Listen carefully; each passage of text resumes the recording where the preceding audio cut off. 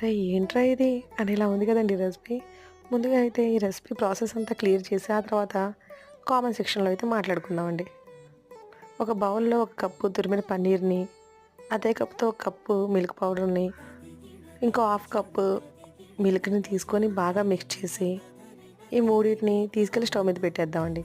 ఈ ప్రాసెస్ ఎలా ఉండాలంటే తిప్పుడికి కొద్దిపాటి నొప్పి రావాలండి షోల్డర్‌లో. ఆ తర్వాత ఒక కప్పు పంచదారని, కొంచెం ఇలాచీ పౌడర్‌ని కూడా వేసి బాగా దగ్గర పడేదాకా కలిపి, ఆ తర్వాత స్టవ్‌ని ఆఫ్ చేయటమేనండి. మనకు నచ్చిన ట్రేలో నచ్చిన విధంగా సర్వ్ చేసుకొని, కొంచెం జీడిపప్పు, పిస్తా పప్పు, బాదం పప్పు, రోజ్ పెటల్స్‌ని కూడా వేసుకొని బాగా గార్నిష్ చేసుకొని ఒక 20 మినిట్స్ వదిలేస్తే వేరే లెవెల్‌లో ఉంటుందండి ఈ రెసిపీ కూడా. ఒకసారి ట్రై చేసి మీకెలా వచ్చిందో కామెంట్ సెక్షన్‌లో నాకైతే చెప్పండి. Thank you. Please subscribe my channel.